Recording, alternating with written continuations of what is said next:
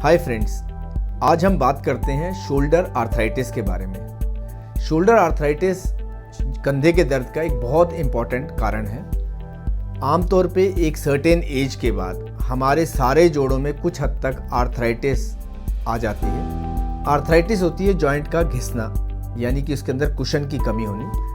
आमतौर पे ये नी जॉइंट में और हिप जॉइंट में कॉमनली देखी गई है, पर कुछ लोग जिनका काम कंधों से ज़्यादा होता है, यानी वज़न उठाने का काम, दिन भर में ऊपर और नीचे हाथ ले जाने का काम, इन सारे लोगों को जिनको शोल्डर से ज़्यादा काम करना पड़ता है, इनमें शोल्डर जॉइंट में भी आर्थराइटिस हो जाती है और ये भी शोल्डर पेन का एक इम्पॉर्टेंट रीज़न है। तो जब भी आपका कंधे में दर्द हो जो 3 या 4 हफ्ते से ज़्यादा हो चुका हो, यही दर्द रात को आपको परेशान कर रहा हो, आपको रात को सोने ना दे रहा हो, आपको डे टू डे एक्टिविटी, कंघी करना, बाल बनाना, कपड़े पहनने में भी कठिनाई दे रहा हो, कंधा जाम और स्टिफ लग रहा हो, तो आपको अपना एक्सरे ज़रूर करा लेना चाहिए, क्योंकि एक्सरे के अंदर मालूम पड़ जाता है कि शोल्डर जॉइंट के अंदर जो स्पेस है, जो फासला है, वो कहीं कम तो नहीं हो गया, हड्डी के साथ टकराने तो नहीं लग गई। क्योंकि अगर ये सिचुएशन है तो आपको शोल्डर जॉइंट की आर्थराइटिस है।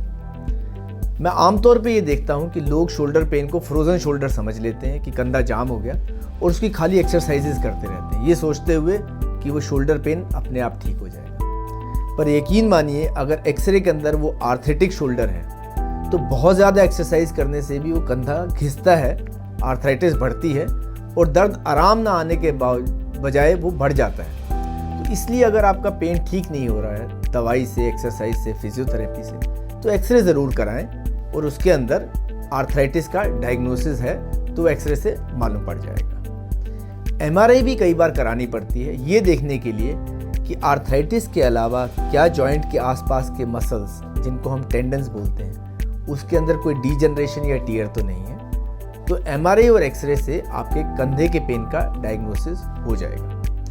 अब मैं आपको मॉडल में बताता हूँ कि एक नॉर्मल शोल्डर कैसा होता है और एक आर्थराइटिस में क्या हो जाता है। ये हमारा नॉर्मल शोल्डर जॉइंट है, जिसमें कि ये सॉकेट रहता है और ये बॉल रहती है, और अगर इसमें फ्रिक्शन ना हो तो बॉल सॉकेट में पूरी मूवमेंट होती है। अब आर्थराइटिस में क्या होता है कि जो बॉल है वो खुरदरी हो जाती है, इस शेप की, उसकी शेप ख़त्म हो जाती है, उसका कार्टिलेज लॉस्ट हो जाता है और बॉल सॉकेट के अंदर इस तरह रगड़ने शुरू कर देती है। इससे कि मूवमेंट शोल्डर की रिस्ट्रिक्टेड हो जाती है और ये पेनफुल हो जाता है। और ये आर्थराइटिस एंड स्टेज डिजीज़ है, क्योंकि इसके अंदर बोन पूरी कोलैप्स कर गई।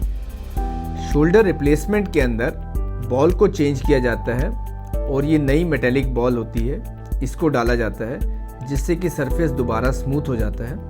और सॉकेट को भी चेंज कर देते हैं, जिसमें इस तरह का नया पॉलीइथाइलिन का सॉकेट लग जाता है। अब ये नया सॉकेट और ये नई बॉल जब हम आपस में मिलती है तो कंधे के अंदर पूरी चाल और पूरी मूवमेंट देती है और ये पेन फ्री मूवमेंट दोबारा वापस आ जाती है। ये शोल्डर रिप्लेसमेंट सर्जरी है, जिसके अंदर बॉल को भी चेंज किया जाता है और सॉकेट को भी चेंज किया जाता है। Shoulder replacement surgery general anaesthesia में की जाती है।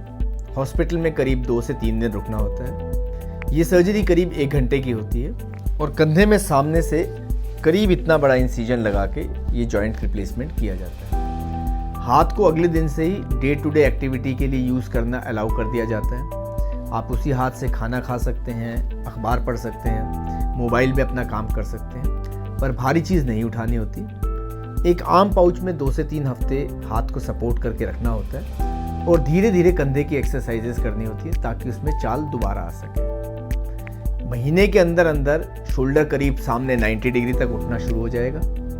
2 महीने के अंदर करीब चाल पूरी आ जाती है और तीसरे महीने के बाद में 5-7 किलो का वज़न भी उस कंधे से उठाया जा सकता है। शोल्डर रिप्लेसमेंट सर्जरी बहुत सेफ सर्जरी है। एक्सरे में अगर हमें आर्थराइटिस नज़र आती है, पेन अगर 2 से 3 महीने से ज़्यादा हो चुका है, कंधे की मूवमेंट काफ़ी रिस्ट्रिक्टेड है, तो शोल्डर रिप्लेसमेंट सर्जरी एक सेफ सर्जरी है। इसके इम्प्लांट्स हाई क्वालिटी मटेरियल के होते हैं जो ज़िंदगी भर साथ देते हैं, इसको बार बार बदलने की ज़रूरत नहीं पड़ती और पेन रिलीफ और मूवमेंट तकरीबन वैसी हो जाती है जैसे कि दूसरा नॉर्मल शोल्डर है। ये एक सेफ सर्जरी है इसकी टेक्निक बहुत स्पेसिफिक और प्रिसाइज है, इसलिए हर वो बंदा जो शोल्डर सर्जरी करता है, हर वो ऑर्थोपेडिक सर्जन जिसको शोल्डर सर्जरी में एक्सपर्टीज़ है, उसी से ये सर्जरी कराने से आपको दर्द में राहत मिलेगी और कंधे की चाल दोबारा से वापस आ जाएगी। दोस्तों,